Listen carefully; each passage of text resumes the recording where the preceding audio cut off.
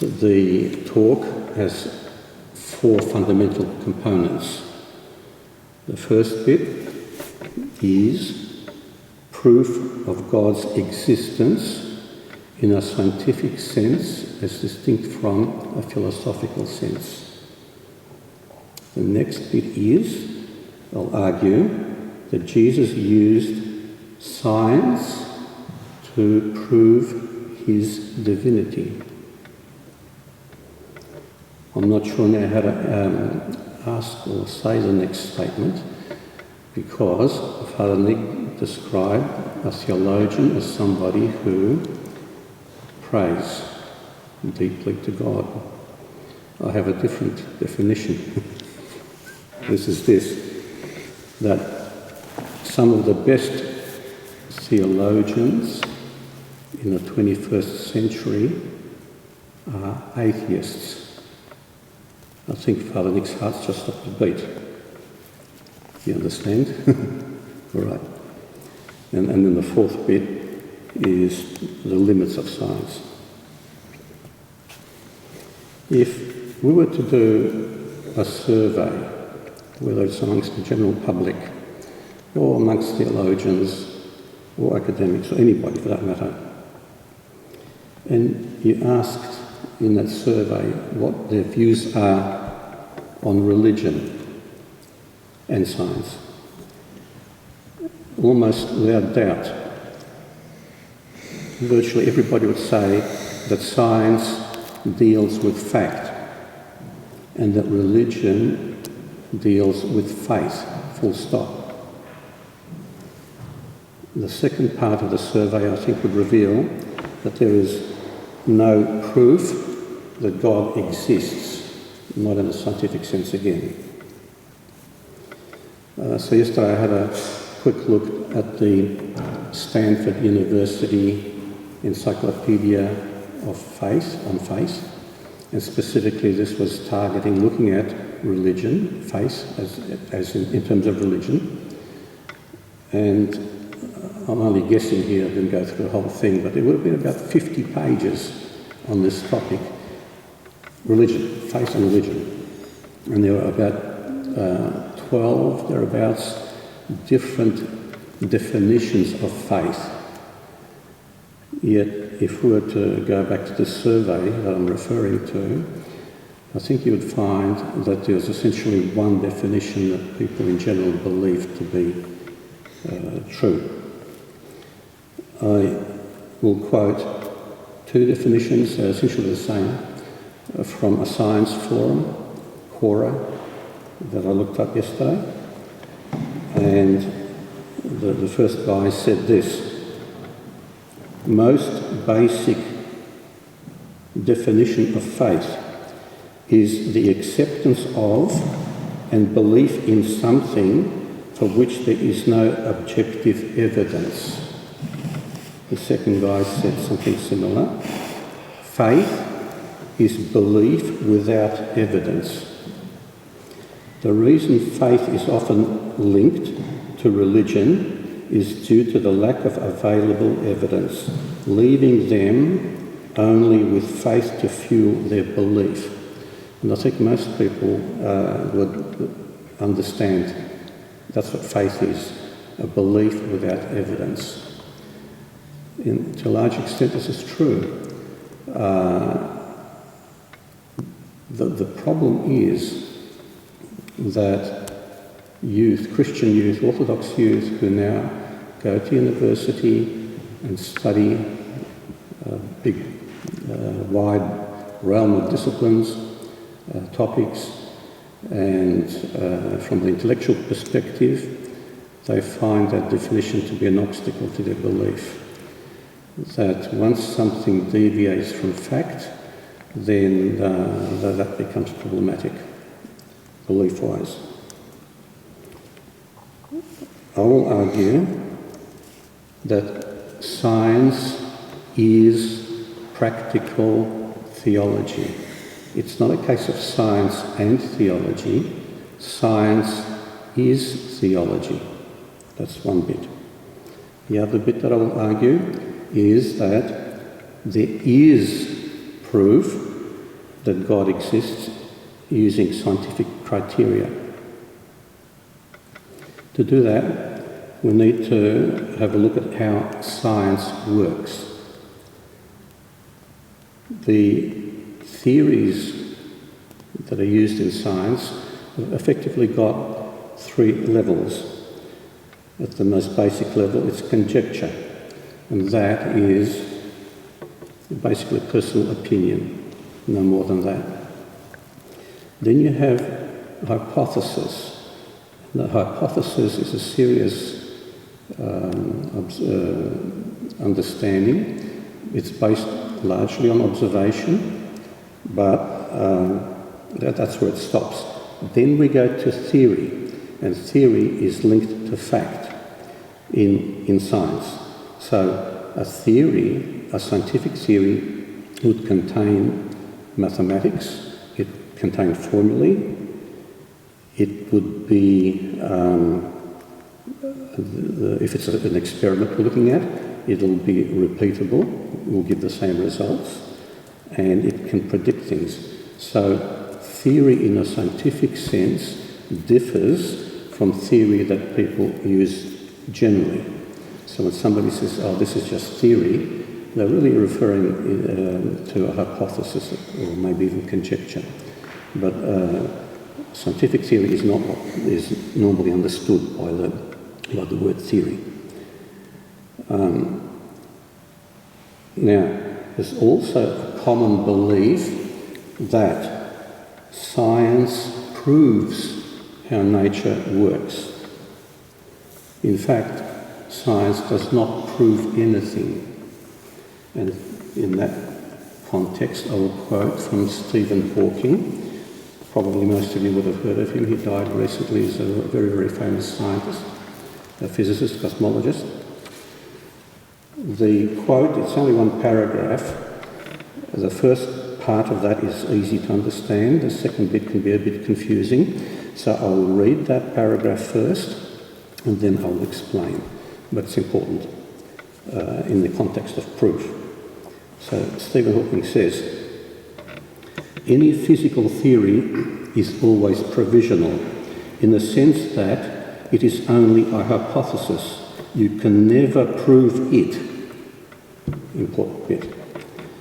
No matter how many times the results of experiments agree with some theory, you can never be sure that the next time the result will not contradict the theory.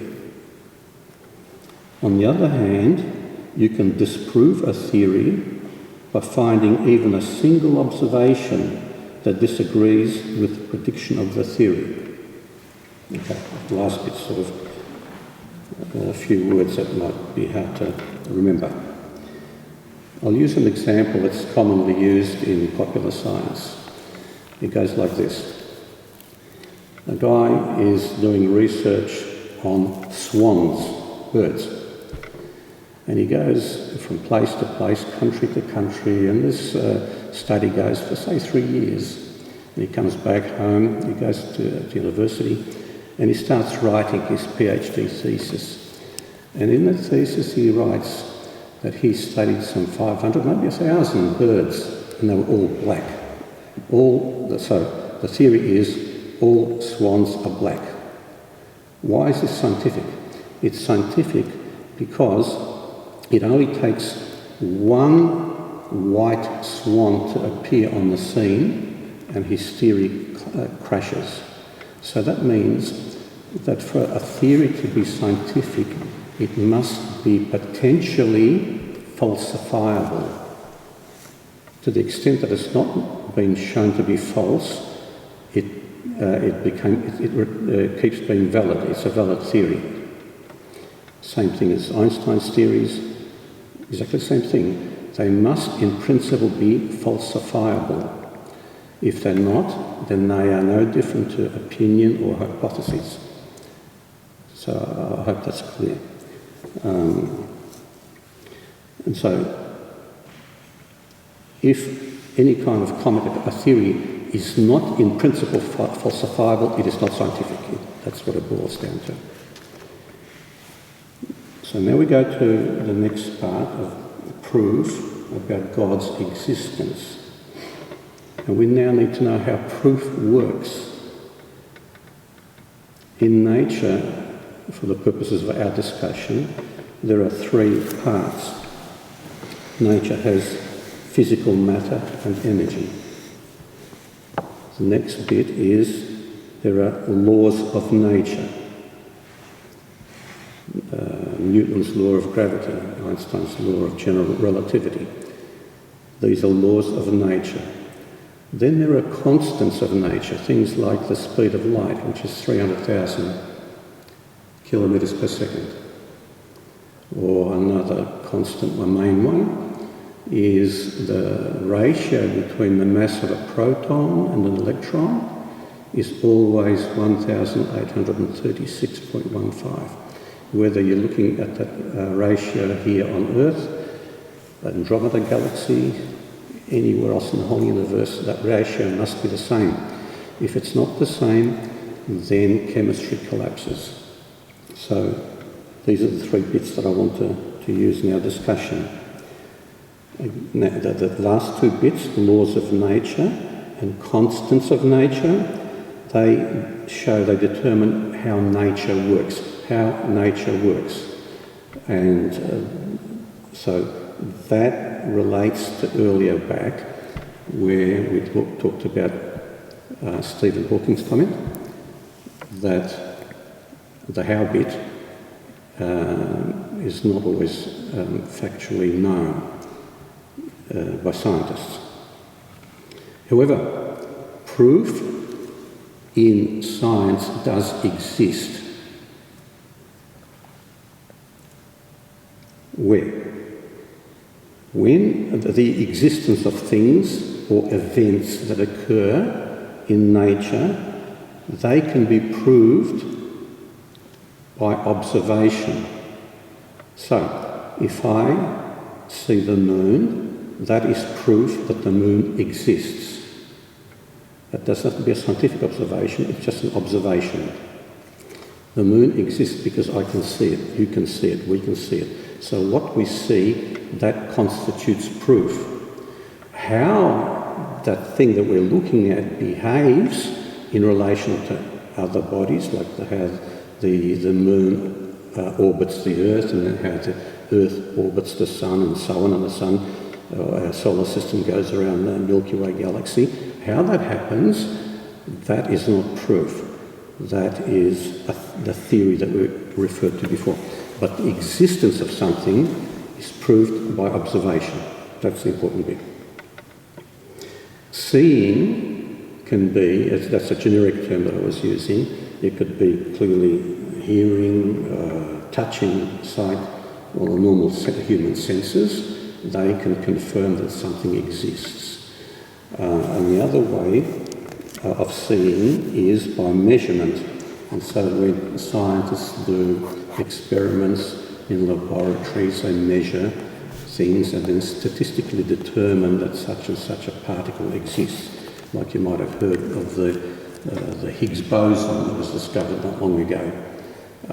So its existence was determined by millions and millions of repetitive tests. And so the fact this was measured, that's equivalent to seeing. So the fact that the Higgs boson exists is because it's been observed.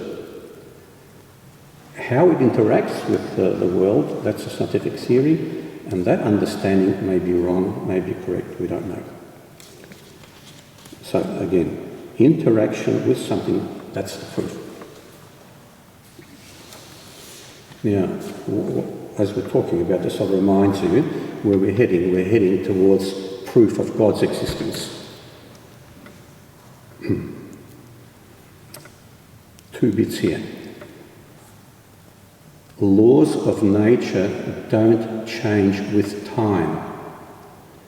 So gravity is the same today here as it was in the time of Jesus and as it was 1,000,000 years ago, all things being equal, the same conditions. And that means that the term for that is it's time invariant. That's one bit. The second bit relating to proof is space, and that is that the laws of nature don't change with location. I can perform an experiment. I can drop a tennis ball from a certain height and calculate what speed it will have just before impact. I can do that here. I can do that in Alaska. I can do that on Mars, providing other parts of that experiment are the same. Sea level, for example. So what that means is that the laws of nature are also space invariant. They don't depend on space. In other words, they don't depend on location, nor do they depend on when this is being done. And this is where we now come to Jesus' miracles. And that's where Father Nick's earlier comments kick in. The Father's right that Jesus needed to perform miracles in order to prove his divinity. As fathers also say that if you look at what the prophets did, they taught by word of mouth. That was not sufficient. If Christ did the same thing, people would not be convinced that he's God. He had to prove that he's God, and that means he had to do miracles to do that. I'll now quote from the Bible 2 bits. Jesus said, "If I had not done among them the works which no one else did, they would have no sin. But now they have seen and also hated both me and my Father." Second one, the bit from, that's the first one was from John, this one's from Matthew. When John heard in prison about the works of Christ, he sent 2 of his disciples, and they said to him, Are you the coming one, or do we look for another? Jesus answered and said to them, Go tell John the things which you hear and see. The blind see, the lame walk, the lepers are cleansed, the deaf hear, the dead are raised up, and the poor have the gospel preached to them. Elsewhere in the gospel we read, in Matthew, suddenly a great tempest arose on the sea, so that the boat was covered with the waves. Then his disciples awoke him, saying, Lord, save us, we are perishing. Then he arose and rebuked the winds and the sea, and there was great calm. Just 2 more. Also from Matthew, feeding the 5,000 men plus women and children with 5 loaves of bread and 2 fish. Next one is a similar one. And again, feeding 4,000 with 7 loaves and a few small fishes in Mark and the other ones.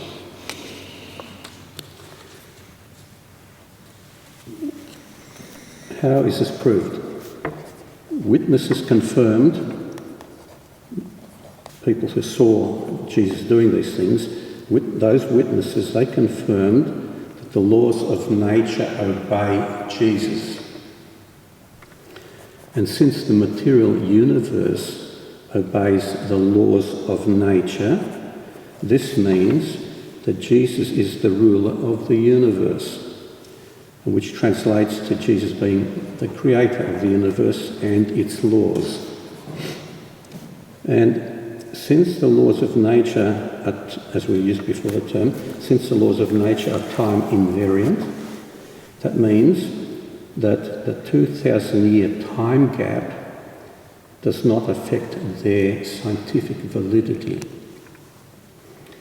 If these events, Jesus' miracles, had occurred in our time, scientists could study them scientifically the same way as they study other natural phenomena. Note that no matter how nature behaves, its behaviour always remains natural. With miracles, the supernatural part pertains to Jesus himself. So just because he did miracles, nature behaved in a certain way, that behaviour is not supernatural.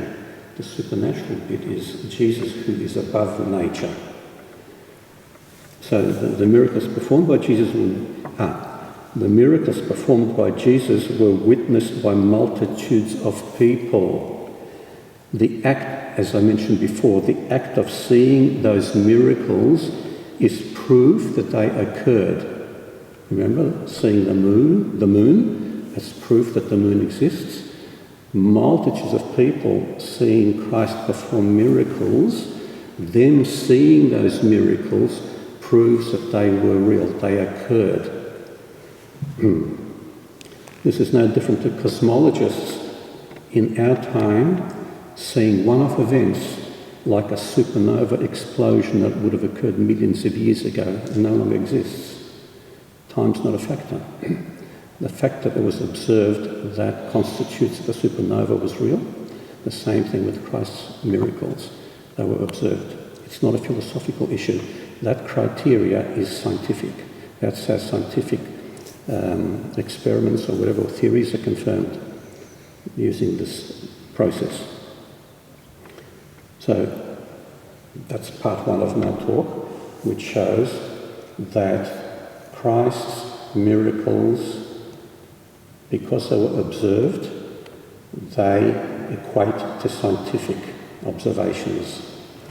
And because Christ was the one and only person who could do this, proves that he's outside of nature, he's above nature, he is supernatural.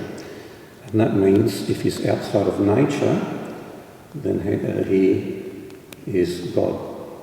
I hope that's clear. The last two bits are a little quicker. Part two. When scientists perform experiments in laboratories, they manipulate matter and energy.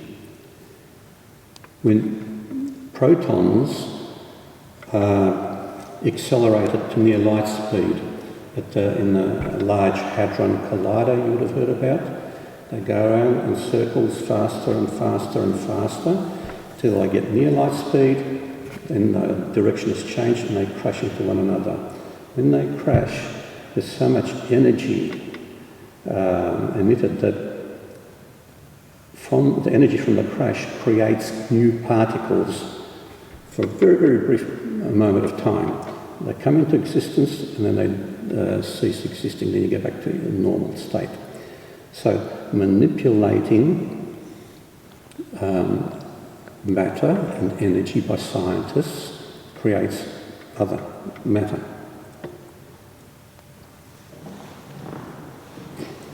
And that is science. And so the same applies to Jesus. When he performed miracles, Jesus manipulated matter and energy. What does that mean? It means that Jesus demonstrated his divinity using science. Understand? Is that clear? Okay. So Jesus had to use miracles to prove his divinity. Miracles manipulate matter and energy, and therefore that equates to what he did as being scientific. Part three. According to church tradition, Jesus only wrote one thing, a message on the ground with his finger made in the sand, to the Jews who wanted to stone the woman who committed adultery. However, and this is how we all understand that Jesus only wrote one thing, but I'm now arguing that Jesus did not only write one thing. He is also the author of the laws of nature and the constants of nature. So scientists, what they do, when they look at how nature behaves, they decode using into mathematical formulae. They decode what they see in nature, and then they write down the equations. So you've heard the equation, the famous one by Einstein, E equals mc squared. Newton, F equals ma, force equals mass multiplied by acceleration. They observe these things happening in nature, then they decode that and they write the mathematical formula. But the actual written stuff exists within nature itself as laws of nature and constants of nature. And so when Jesus created the universe, he created not only time, space, matter, energy, he wrote into that creation those laws. So it wasn't written on paper, it wasn't written on the ground, but it's written into nature.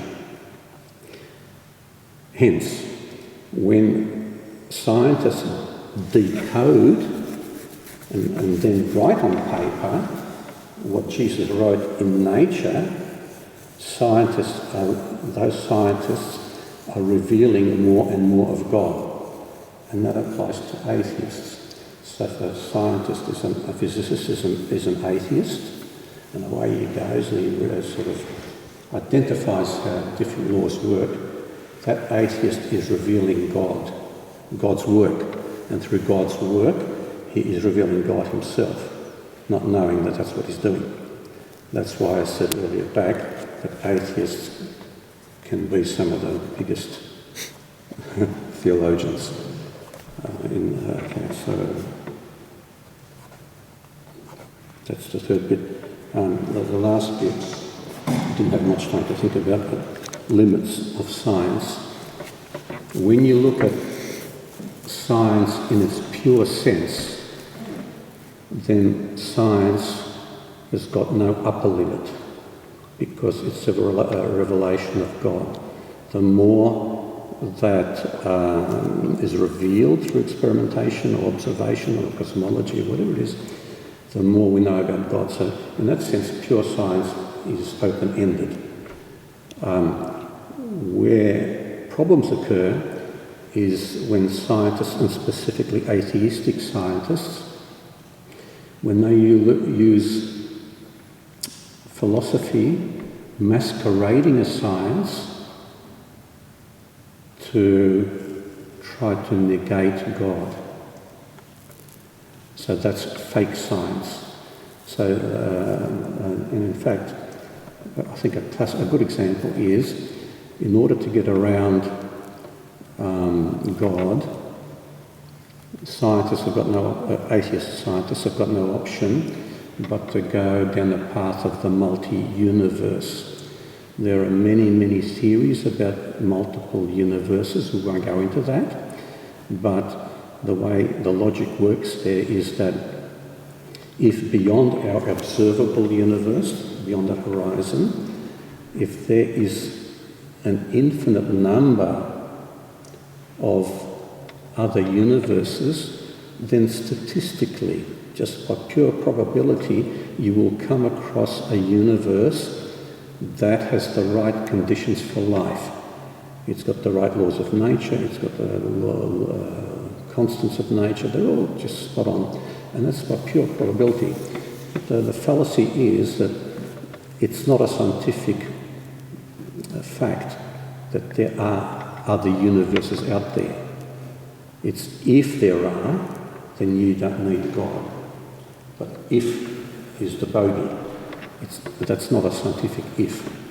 So that, and if you don't have these other universes, if you have got this universe that we know exists, that cannot be infinite. There's a term called entropy.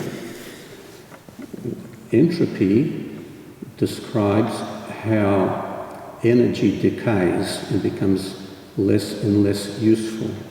If you get a jug of boiling water, it's boiling, you can use that heat to do work. You can have a little model car with a little engine, and you can use that heat for that car to drive. It can do stuff. And then you leave this jug of boiling water for an hour, it will cool off. Still the same amount of energy, it just dissipates, but quantity-wise it's still there, but it becomes less useful, it becomes not useful at all in the end.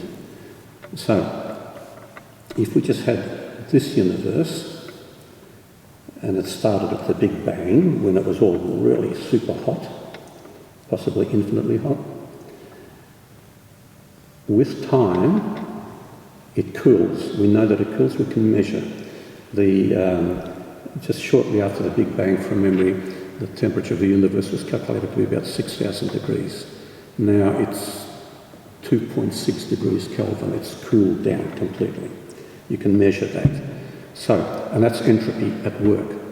If there is only the one universe, then, and if you then try to claim that it existed forever, therefore you don't need God, if it existed forever, it would have cooled down to nothing, and we would not be here. So it means it had to have a beginning in time, a finite time for us to exist. So if we have one universe, and it clearly then had to have a beginning in time,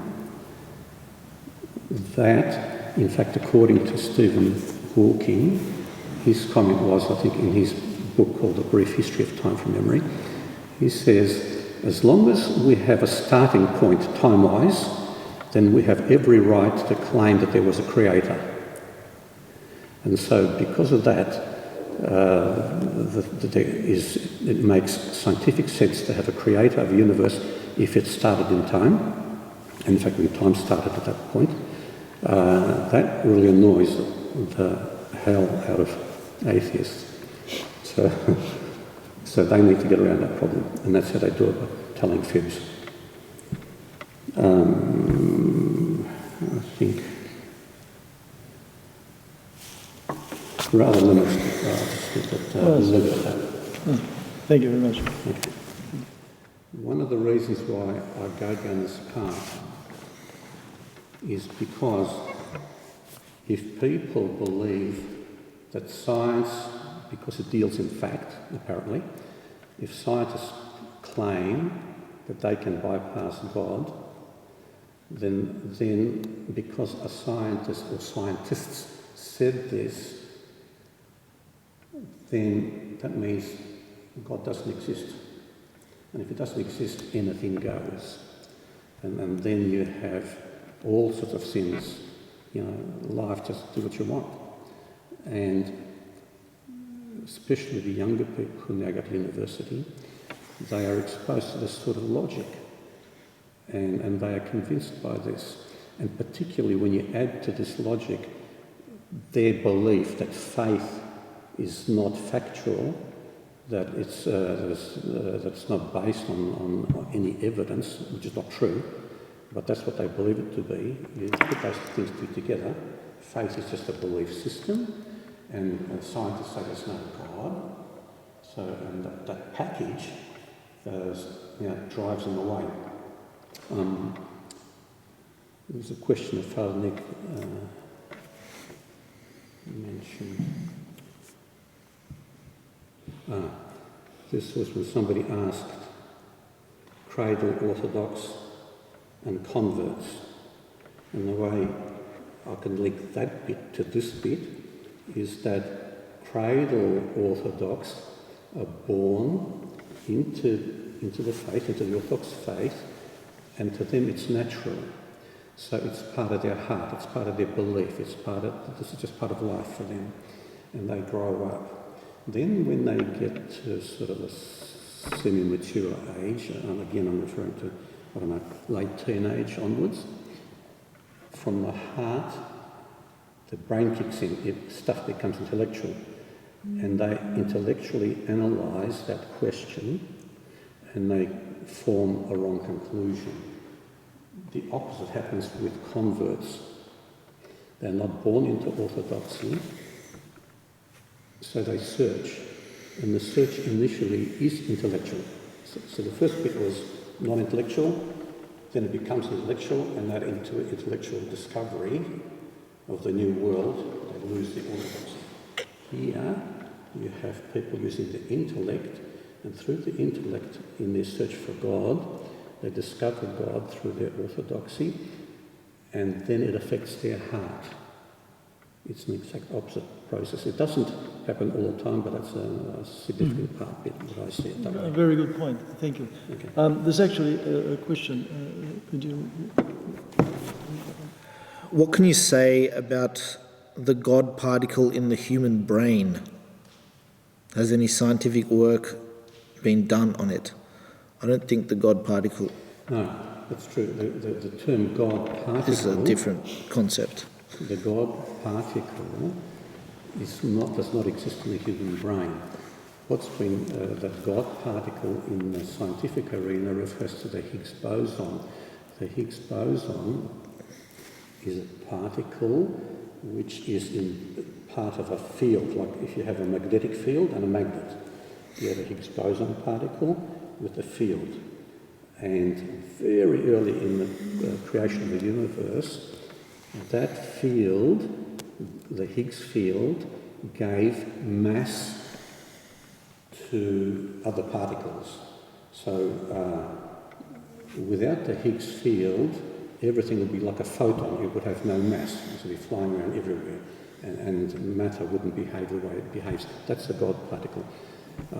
Certainly, scientists are sort of not particularly happy that in the neuroscience area, there are areas identified that encourage people to search for God. And then they try to come up with philosophical arguments saying, oh, well, that's sort of a Darwinian evolution type of process for survival. But that's, it's not a physical part of the brain that's been identified, even if we were to accept the God particle as being something relevant here. There's no particle. In fact, the brain doesn't have one very specific part that does one thing. The whole brain is usually involved in, whether it's consciousness or anything else, in your thinking process and your feelings. Okay. Mm-hmm. I had one question about, it might be it's still on topic, but a question about an approach to ethics and how there seems to be, that's one of the areas where the church and scientists kind of come to loggerheads and can come to... Before we continue, that's what the world would have us believe, that scientists have got one view and the theologians have got another view. There were some very, very serious surveys conducted over the last century.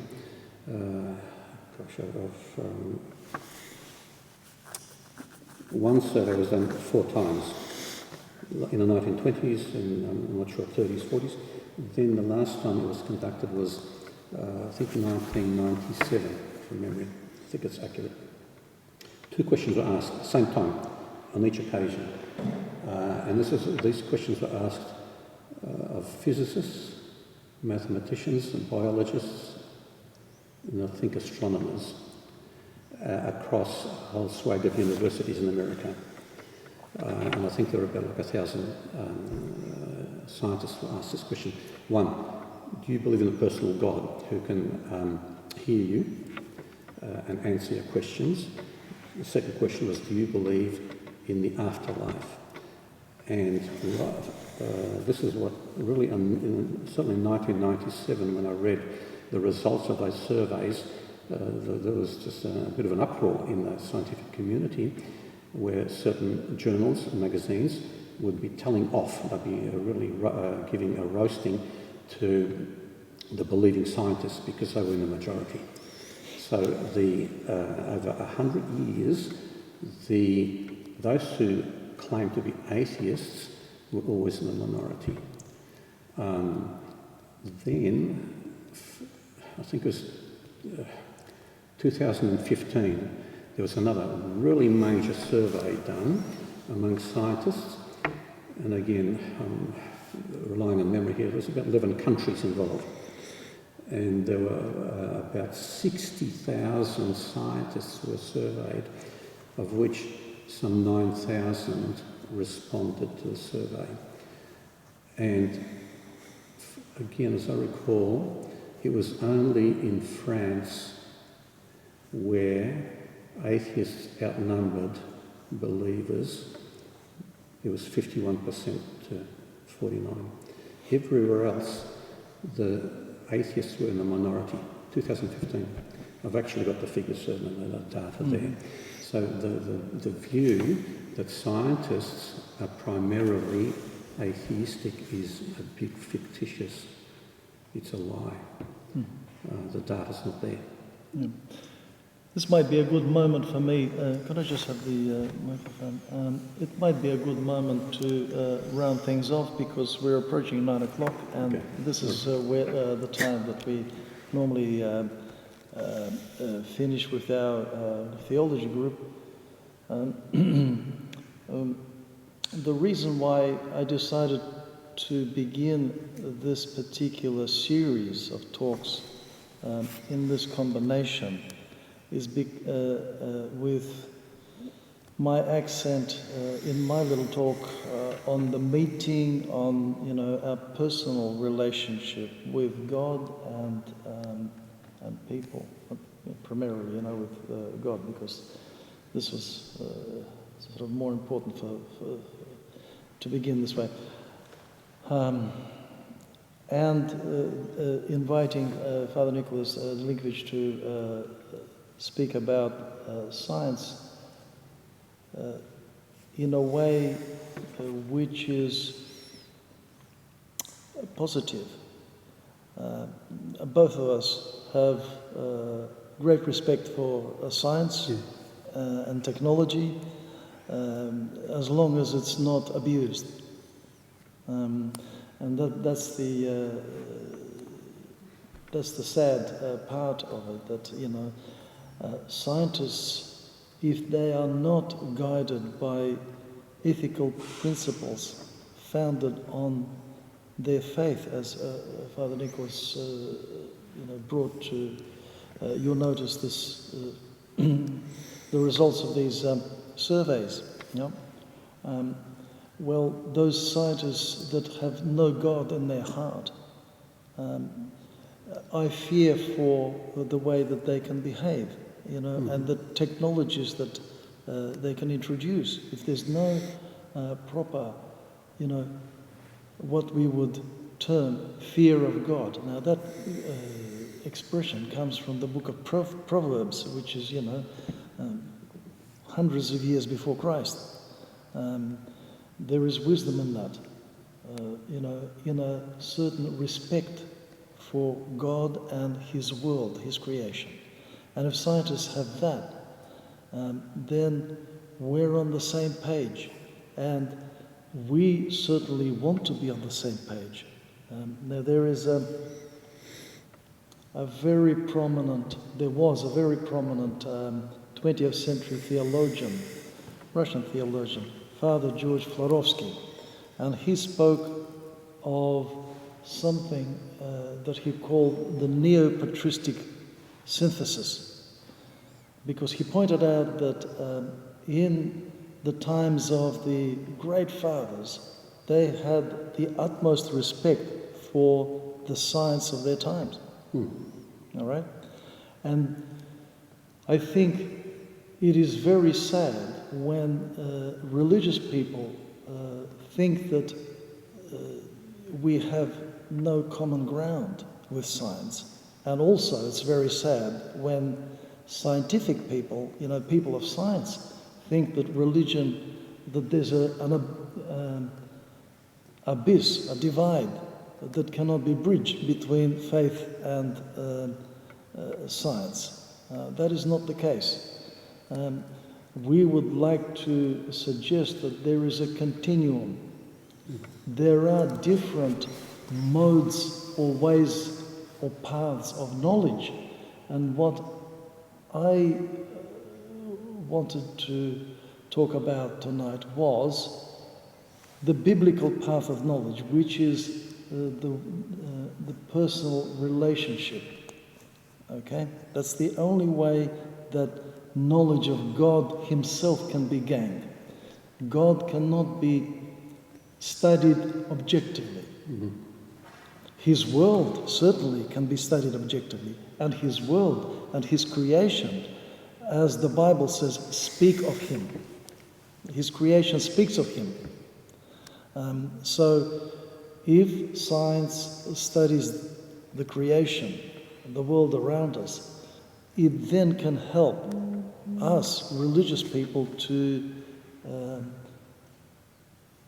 come to a blended view, a harmonious combination where religion and science can complement each other and can help each other. And some of the greatest scientists were actually fervent believers, fervent Christians. And I think that their faith actually gave them the inspiration often for the discoveries that they made in science and mathematics. There are great names. We can cover that maybe in a future talk, but I think that the time has come when we should be more open in these discussions and bringing, this subject to the table and to talk about